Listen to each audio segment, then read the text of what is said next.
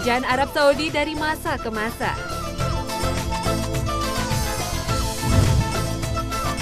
Pemain bola muslim di klub Eropa.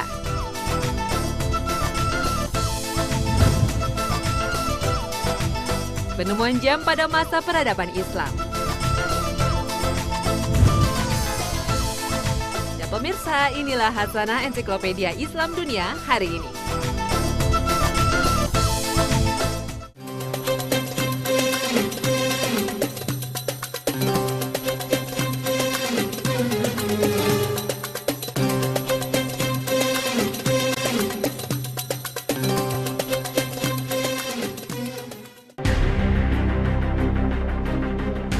Assalamualaikum warahmatullahi wabarakatuh. Selamat pagi pemirsa Trans 7.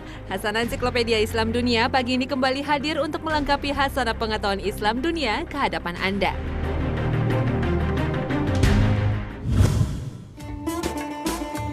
Kerajaan Arab Saudi adalah salah satu negara Islam yang terletak di Jazirah Arab.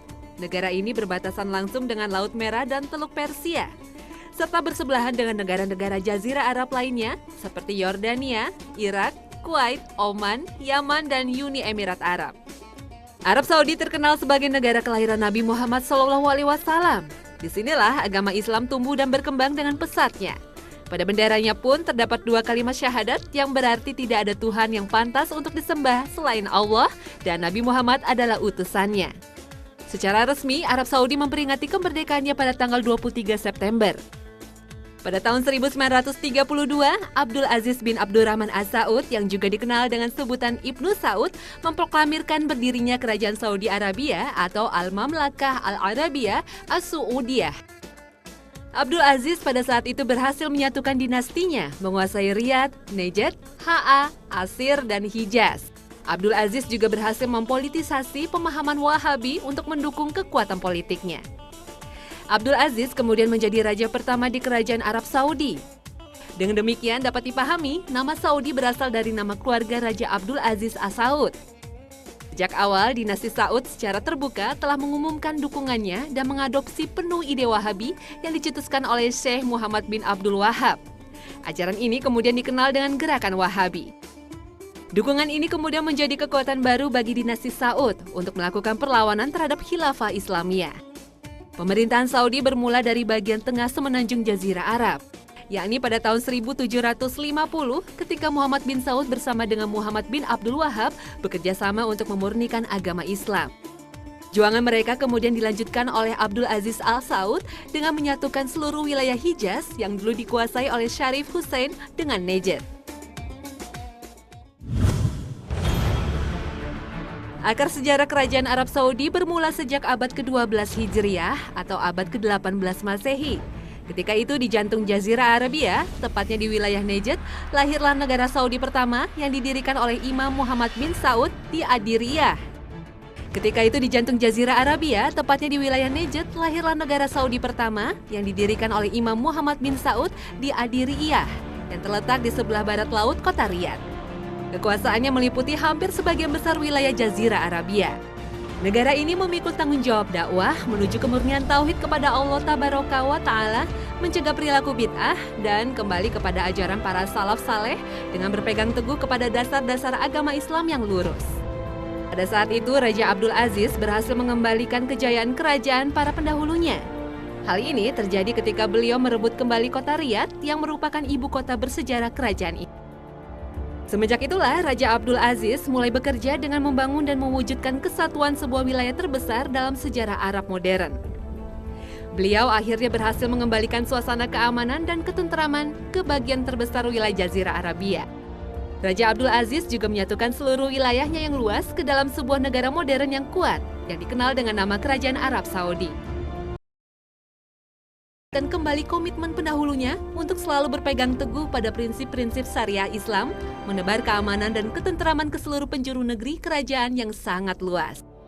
Ia juga memiliki tugas mengamankan perjalanan haji ke Baitullah, memberikan perhatian kepada ilmu dan para ulama, serta membangun hubungan luar negeri untuk merealisasikan tujuan-tujuan solidaritas Islam. Selain itu, ia juga memperkuat tali persaudaraan di antara seluruh bangsa Arab dan kaum muslimin, serta sikap saling memahami dan menghormati dengan seluruh masyarakat dunia. Di atas prinsip inilah, para putra beliau sesudahnya mengikuti jejak langkahnya dalam memimpin kerajaan Arab Saudi.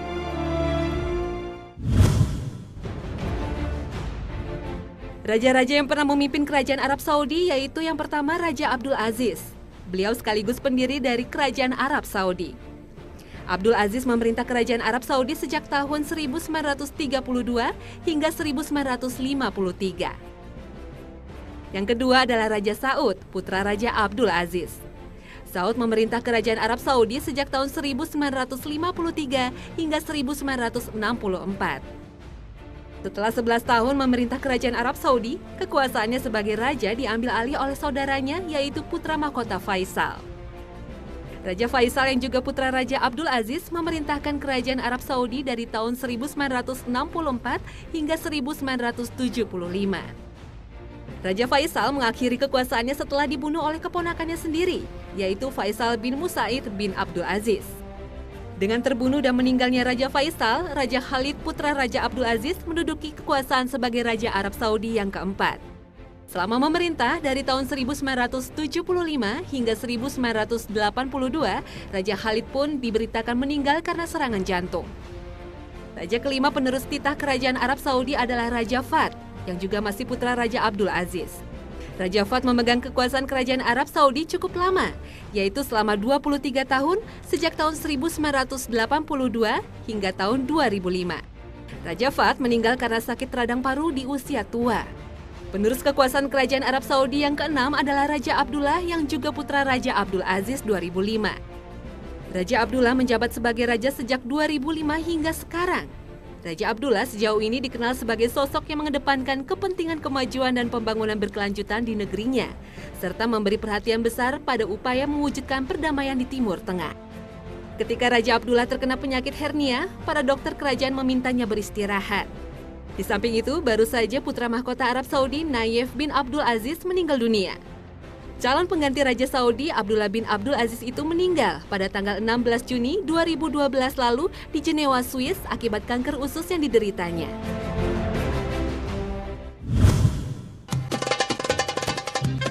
Berikutnya akan kami sampaikan pesepak bola muslim di klub-klub top Eropa dan penemuan jam pada masa peradaban Islam. Jangan kemana-mana, tetap di Hasanah Ensiklopedia Islam Dunia.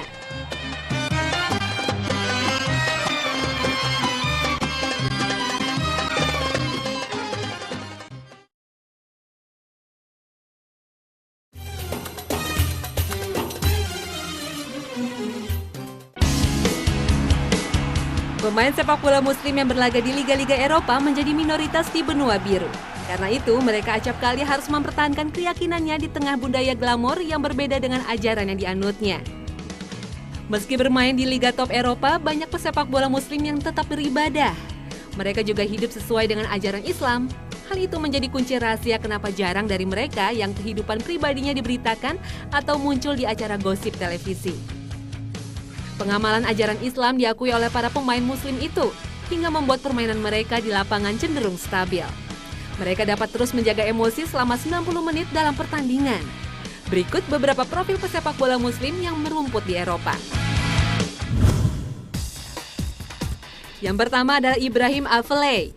Pemain yang memperkuat Barcelona ini memiliki identitas muslim yang cukup jelas, baik secara fisik maupun tingkah laku. Dia memiliki wajah khas Jazirah Arab dan berkepribadian santun. Mantan gelandang serang Eindhoven ini dianggap sebagai salah satu pemain berbakat dalam persepak bolaan Belanda.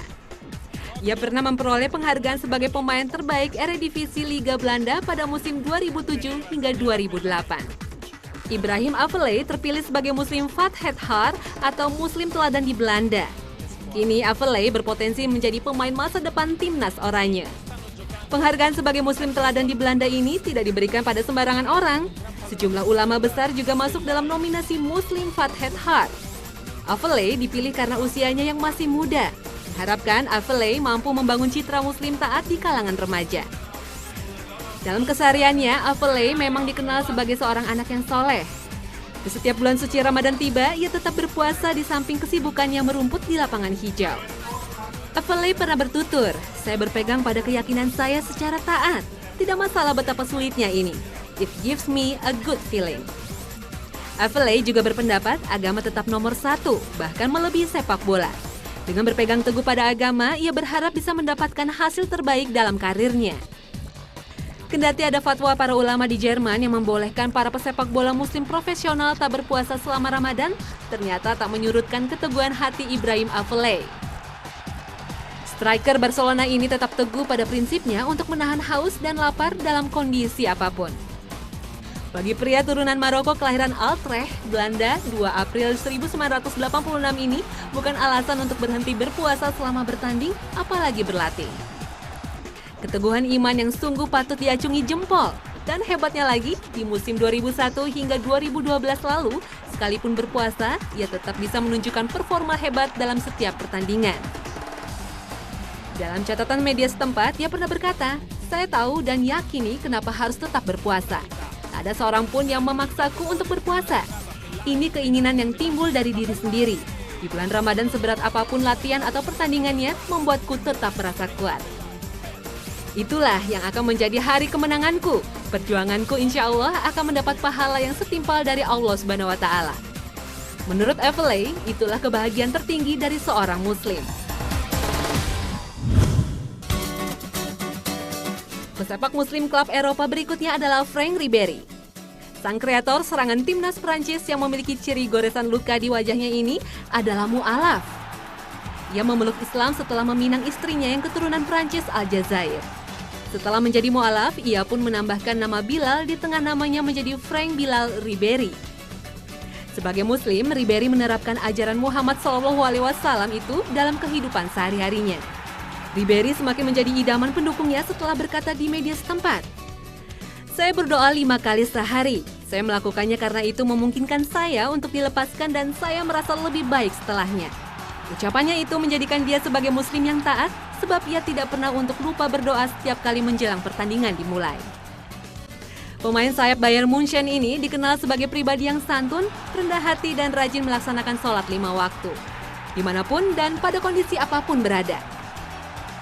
Bagi penggemar sepak bola dunia tentu sudah tak asing dengan nama Franck Ribéry, gelandang serang asal Prancis yang kini bermain di klub raksasa Bundesliga Jerman, Bayern Munchen. Ribéry berpendapat Islam adalah sumber kekuatan dan keselamatan. Dirinya mengalami kehidupan yang cukup keras dan harus menemukan sesuatu yang membawanya pada keselamatan. Akhirnya Franck Bilal Ribéry pun menemukan Islam. Kata Ribéry, Islam adalah sumber kekuatannya di dalam dan di luar lapangan sepak bola. Ribéry pun tersorot publik tengah menengadahkan tangan sebelum pertandingan dimulai. Ribéry tengah berdoa seperti yang dilakukan seorang Muslim. Saat itulah banyak orang terkaget-kaget dengan sikapnya. Namun berkat kecemerlangannya dalam bermain bola, publik pun tak menghiraukan perilaku dan kebiasaan Ribéry sebagai seorang Muslim yang taat. Pemain bola Muslim di klub Eropa lainnya adalah Saleh Muntari. Saat ini dia berstatus sebagai pemain pinjaman klub AC Milan dari Inter Milan. Gelandang timnas Geraha ini merupakan sosok pemain Muslim yang rajin menjalankan perintah agama Islam. Sebagai contoh, ketika Serie A Liga Italia bergulir di bulan Ramadan tahun lalu, dia lebih memilih tetap berpuasa daripada membatalkannya. Pelatih Inter kala itu, Jose Mourinho, pernah mengingatkannya agar ia tidak berpuasa. Namun Muntari tetap pada pendiriannya, dan terbukti penampilannya di lapangan tidak menurun hanya gara-gara berpuasa. Di lapangan aksinya pun cukup memukau. Kiper klub Chievo Stefano Sorrentino mengakui bahwa tendangan roket Saleh Muntari yang membobol gawangnya saat dikalahkan AC Milan 1-0 hampir mustahil dihentikan. Lewat aksi memukau Muntari itulah AC Milan meraih kemenangan di kandang Chievo April lalu.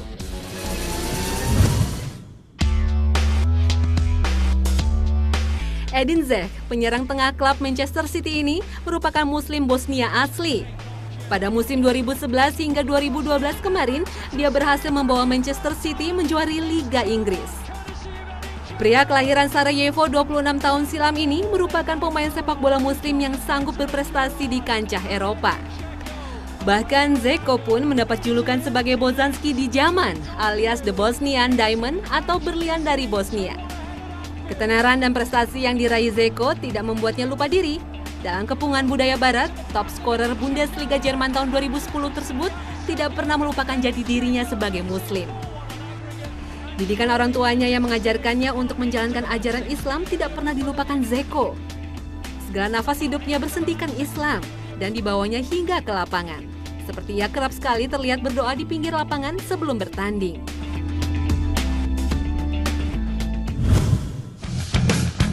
Itulah beberapa contoh pemain sepak bola top beragama Islam yang merumput di Liga Top Eropa. Walaupun mereka hidup di tengah kompetisi yang butuh profesionalisme tinggi dan juga banyak sekali godaan yang menerpa, mereka tetap taat menjalankan keyakinannya dan tetap beriman kepada Allah Subhanahu wa Ta'ala. Sudah sepatutnya bagi kita untuk mencontoh perilaku mereka. Semoga mereka semakin taat menjalankan ajaran agama sembari mengukir prestasi gemilang di klubnya masing-masing. Sehingga para pemain muslim itu bisa menjadi teladan bagi umat Islam di dunia yang menemukan contoh pribadi muslim ideal.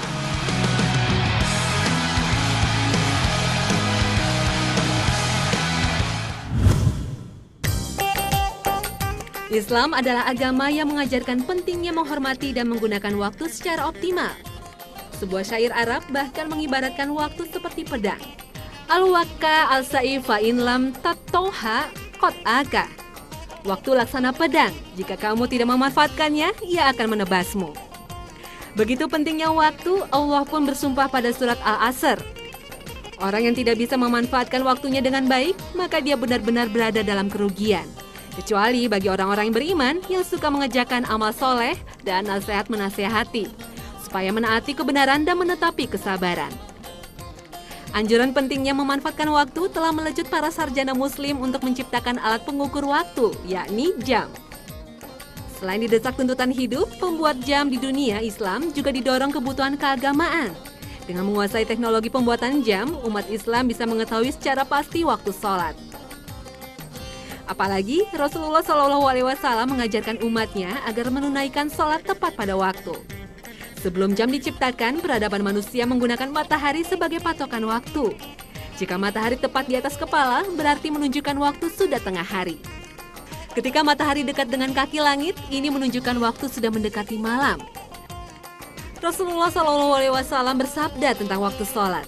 Waktu zuhur ialah jika matahari telah condong ke barat dan bayangan seseorang sama dengan tingginya selama waktu asar belum tiba. Waktu asar masuk selama matahari belum menguning. Waktu sholat maghrib selama awan merah belum menghilang. Waktu sholat isya hingga tengah malam dan waktu sholat subuh semenjak terbitnya fajar hingga matahari belum terbit.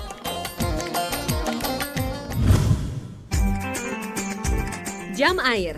Sekitar 5.000 hingga 6.000 tahun yang lalu, orang Mesir mengukur waktu dan membuat kalender dengan menggunakan obelis. Pada tahun 1400 sebelum Masehi, orang Mesir juga menggunakan jam air yang diberi nama klepsidra. Meski begitu, jam air paling mutakhir pertama kali ditemukan di zaman kejayaan Islam. Jam yang diciptakan ilmuwan Muslim Al-Jazari telah melampaui jangkauan dan daya cipta manusia di zaman itu. Al-Jazari yang hidup pada tahun 1136 hingga 1206 Masehi telah memberi pemikiran penting dalam teknologi maju. Karyanya jauh melampaui pencapaian peradaban pra-Islam. Berkat kemampuan mekaniknya, Al-Jazari tercatat mampu merakit beberapa jenis jam air. Salah satunya adalah sebuah jam dengan tenaga air yang tingginya 1 meter dan lebarnya 1,5 meter. Jam itu berhasil direkonstruksi di Museum Ilmu Pengetahuan tahun 1976. Al-Jazari juga mampu membuat jam air berbentuk gajah. Bahkan jam buatan Al-Jazari sudah mampu menghasilkan suara. Jam itu merupakan jam terawal yang menggunakan flow regulator atau sebuah sistem tutup lubang yang dilengkapi dengan perangkat otomatis seperti sebuah jam burung. Jam ciptaan Al-Jazari ini merupakan jam pertama dengan reaksi otomatis dalam interval waktu. Jam ini menggunakan sebuah robot manusia atau humanoid yang membentur gembreng dan dilengkapi dengan sebuah robot burung mekanik yang secara otomatis mampu bersiul. Jam air ini juga dikenal sebagai jam pertama yang bisa merekam waktu secara akurat untuk menyesuaikan lamanya hari yang tidak sama sepanjang tahun. Rancangan jam air buatan Al-Jazari juga diakui sangat bagus. Jam Al-Jazari penuh dengan ide-ide dan teknik-teknik yang penting bagi sejarah perancangan mesin. Jam astronomi. Menurut catatan sejarah, sundial atau jam matahari merupakan jam tertua dalam peradaban manusia. Ibnu Al-Satir, seorang ahli astronomi muslim yang hidup pada tahun 1304 hingga 1375 Masehi, menemukan jam astrolab pertama di awal abad ke-14 Masehi. Jam ini menunjukkan waktu berdasarkan letak matahari dengan cara memanfaatkan bayangan yang menimpa permukaan datar. Ibnu Al-Satir merakit jam matahari yang bagus sekali untuk menara Masjid Umayyah di Damaskus. Berkat penemuannya itu, ia kemudian dikenal sebagai muwakit atau pengatur waktu ibadah pada Masjid Umayyah di Damaskus, Suriah. Jam yang dibuat Ibnu Al-Satir itu masih tergolong jam matahari kuno yang didasarkan pada garis jam lurus. Ibnu Al-Satir membagi waktu dalam sehari dengan 12 jam. Pada musim dingin waktunya pendek, sedangkan pada musim panas waktu lebih panjang. Jam mataharinya itu merupakan polar eksis sundial paling tua yang masih tetap eksis hingga kini.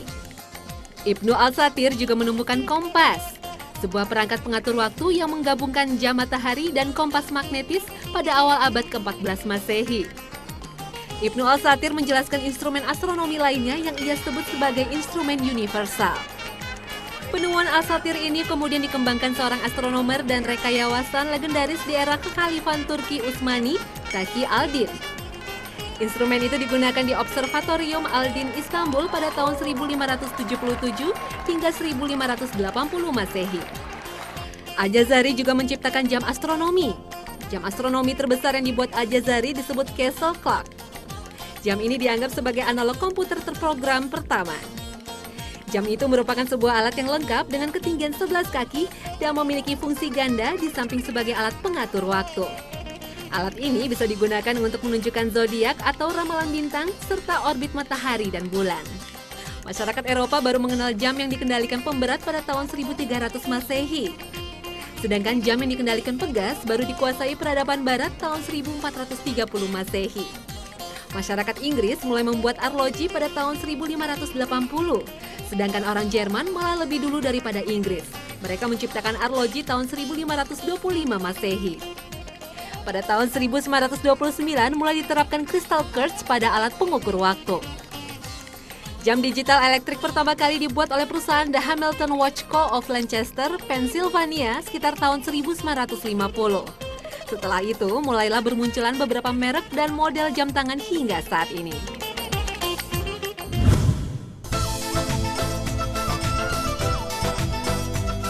Nah pemirsa, inilah akhir kebersamaan kita di Hasanah Pagi ini. Semoga semua informasi kami bermanfaat bagi Anda.